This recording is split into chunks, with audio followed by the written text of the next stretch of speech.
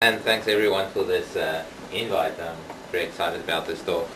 So I'm not sure if I should have my name even there. This is really a lab effort. It should be in Kadad's lab, so I apologize for that. And essentially, is this going to work now? There's my study species. I introduced you to the St. Francis Satyr. So it's a pretty dry butterfly, but still very exciting. It's about the inch, the diameter is about an inch, wingspan is about 2 inches. And one thing about my advisor is a butterfly ecologist, and he says that this butterfly is the most sedentary butterfly he's ever seen, of like traveling everywhere looking at butterflies. So it's just like one of the first things you see when you see this butterfly fly. It's just how slow it flies. It's really like I'm on holiday, I chill and everything. So in the wetlands where this butterfly occurs, there's a few species that you just need to be careful of. It's a wetland butterfly, as I'll tell you later. There's a few species that's somewhat similar to the butterfly. This is a little wood satyr, and essentially you see the big thing between these butterflies is the eye spots. This little wood satyr has these 4 spots. The Appalachian brown has like a row of spots going down, but there's these 2 prominent spots. And then there's the gem satyr, which kind of like looks like it got scarred in a forest fire or something there right at the back. And it's pretty obvious how to identify these ones from a St. Francis Satyr, if you get a good view, of course. More problematic is identifying the St. Francis Satyr from the recently described Helicta satyr and the more common Georgia satyr.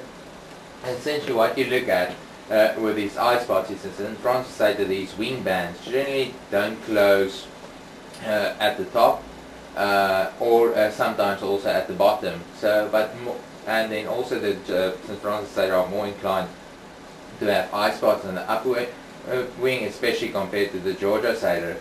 What is more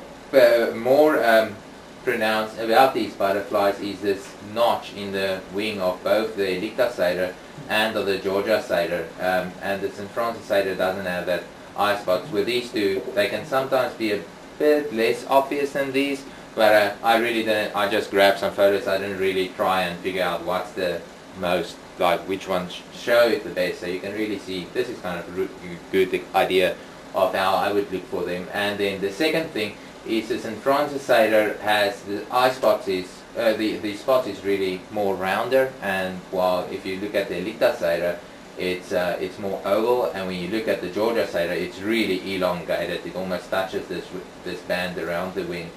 So that's just when you walk around the field, this is ways to identify the St. Francis Satyr, and the Mitchell satyr is also pretty much similar there. The Helicta satyr, that's the one that's in New Jersey. I'm not sure about whether I know, as far as I'm aware, the Helicta satyr only occurs in North Carolina, but around Raleigh there's an area. There's also a population that I discovered last year for Bragg, but that's just what I know. So they can definitely be more widely distributed. So it's Georgia. It's Georgia we were seeing up in Potts Bog, around Lake. Oh, the Georgia is in Potts Bog in New Jersey. Oh, okay. Yeah, the Georgia is pretty widespread. Okay. So they get right. Do these fly together? Where They you're working? So I've never seen Georgia satyr on Bragg, but they are on Bragg, and they also occur in wetlands where the St. Francis Satyr are. The thing is that they have different flight periods. The Helicta satyr, where they occur in the around, it's actually more in Durham County. They have an earlier flight period than the St. Francis Satyr, but I discovered the population on Bragg while I was looking for the St. Francis Satyr. So on Bragg they have the similar flight periods. There's only one population that I see of the Helicta satyr, and the habitat was completely open. I got there, I was like, this is not good for St. Francis Satyr, but I just walked through anyway because that's what the model told me to do. And yes, was the satyr. So they occur on Bragg. They occurred in like a really open wetland. very sedgy but no trees, while they occur along a power line in Durham County. So yeah, I know the areas where I know where the St. Francis side or Mitchell side occur in Southwest Virginia is also more cow pasture. So it's difficult when you have one population to say that is their habitat. They can be varied. Yeah. So what I want to talk today about is I'm first going to touch on just a bit of taxonomy, distribution, and the habitat of the St. Francis satyr. And once I'm done with that overview, I'm going to switch over to my advisor's lab research, which is 3 different phases which overlaps with each other: population monitoring, understanding movement, and as well as our most recent work just looking a bit more at reintroductions. And I'll start with the taxonomy first. So the St. Francis satyr forms part of the Mitchell satyr complex. It's Nympha mitchelli francisci, and right now they used to occur in New Jersey, but apparently that population extinct. So the extant populations that obviously there's new populations discovered, might be discovered the whole time that I'm not aware of, but the most important population is here in Michigan. Then the St. Francis satyr occur in North Carolina, and then the Mitchell satyr, there's also populations, like I said, in Southwest Virginia, Alabama, and what's this other? Mississippi. Mississippi. The one thing is that these 3 populations are morphologically similar to the St. Francis satyr. However, there's a student at Michigan State University, I think, that's doing molecular work at the moment, and he's suggesting that they're definitely different on a molecular level, and the St. Francis satyr might potentially be elevated to species status also. So watch the press. We'll see what happens there. So in North Carolina, even there, the St. Francis satyr is not widely distributed. They restricted to the Department of Defense lands at Fort Bragg, and even on Fort Bragg, they're not widely distributed. They are highly restricted to these kind of early successional wetland areas that's kind of mucky swales, rich in sedges with a partially open canopy. And how these wetlands form is it all starts with a beaver pond. Beavers come in, they flood an area. At one stage, either they get shot or they just abandon the pond, or like, I don't like this place anymore, there's no more food or something. And once they abandon this pond, essentially on the opposite side of the beaver of the dam, like you can see here in the back, the sedge starts to encroach, and this is the original area where that St. Francis satyr will colonize. And obviously, as time progresses, this entire area becomes very sedgy, and they still stays a bit muggy, and that's exactly what the St. Francis satyr like. So how this, obviously everything starts with beaver pond, and the beavers create new habitat, but the beaver activity might also maintain new habitat. There's a few of our areas that's now being flooded again, and ones that we can, like, if you want to manage it, you can either take the dam away, or you can, or they might go away yourself. Fire, I think it's more important for maintaining the site, because it just keeps it essentially keeps the site as this early successional stage where you just, fire comes through, it takes out all the woody vegetation, and the sedges come back. The problem what happened in Fort Bragg is obviously fire. People don't like to see fire a lot, so there's houses and things on Fort Bragg. So fire activity has been suppressed over the last few centuries, and beaver activity, like you guys might know better, but apparently beavers might have nice coats, might make nice coats, or people eat them or whatever. But anyway, beaver activity also subsided on Fort Bragg. I'm from Africa. It's like at least I don't study beavers, otherwise I might have had to eat it. But yeah, so that's the rule. But so both beaver activity and fire was suppressed over the last century, and St. Francis satyr populations, no habitat being created, nothing is maintained, and everything turned into this late successional stages, which where you can see firstly maples come up, all the hardwood. This is habitat that's really not good for St. Francis satyr. The St. Francis satyr populations crashed. The species got listed under the Endangered Species Act, and because it's on federal land, the United States is obliged to find ways to protect the species. So this is how we came in. And originally, what we to be able to figure out how to save a species, you first need to know what's the population size, and just get an idea about the trends of populations. So how we did this is essentially the Endangered Species Act not only protects the species but also its habitat.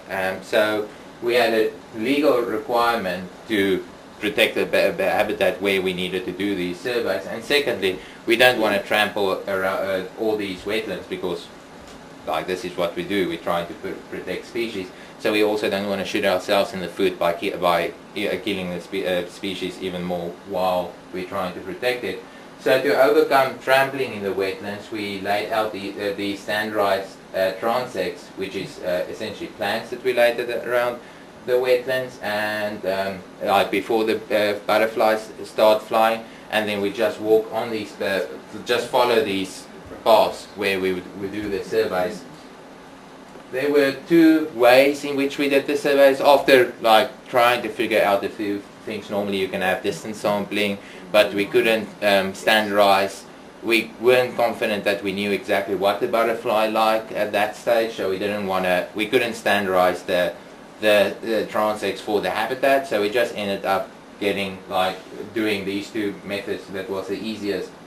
The first is mark recapture studies, and the other one was just counts from observation. You just walk the transects and you count the butterflies. So just to get a bit more into detail with the mark recapture study, that equation is essentially just a proportion.